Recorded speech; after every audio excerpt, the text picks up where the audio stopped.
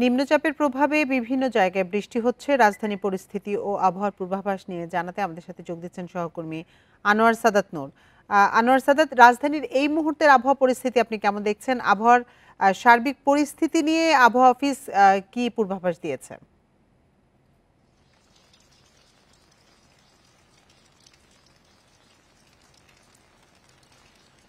বঙ্গোপসাগরে সৃষ্ট যে নিম্নচাপটি সেটি বঙ্গোপসাগর মানে বাংলাদেশের উপকূল এবং পশ্চিমবঙ্গের উপকূল ইতিমধ্যে অতিক্রম করেছে। আবহাওয়া অফিস এরকমটাই জানিয়েছে। এর প্রভাবেই কিন্তু গতকাল থেকে এই বৃষ্টির শুরু হয়েছে।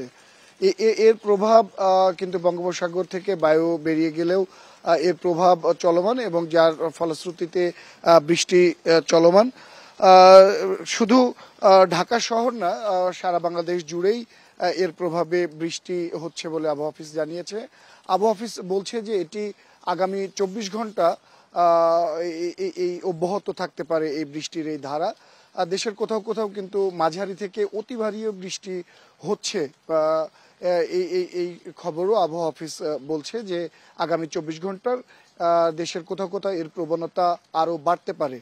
তবে আবহাওয়া অফিস একই সাথে যে ভূমিধস প্রবণ এলাকাগুলো আছে চট্টগ্রামের, সেখানে অতি ভারী বৃষ্টির ফলে ভূমিধসের সংখ্যা আছে এরকমটাও জানিয়েছে। এবং যে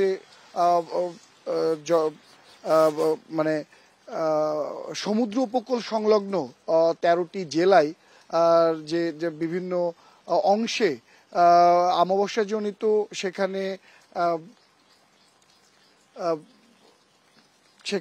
অমাবস্যাজনিত কারণে সেখানে জলোচ্ছ্বাসের সংখ্যা দেখছে আবহাওয়া অফিস। পাশাপাশি কিন্তু আবহাওয়া অফিস বলছে যে ঢাকা শহর সহ সারা বাংলাদেশে এই বৃষ্টি যে প্রবণতা সেটি আরও 24 ঘন্টা চলমান থাকবে। তবে এর মধ্যে ময়মনসিংহ, রংপুর, সিলেট বিভাগে সেই প্রবণতাটা আরও বেশি। এবং অতি ভারী বৃষ্টির কারণে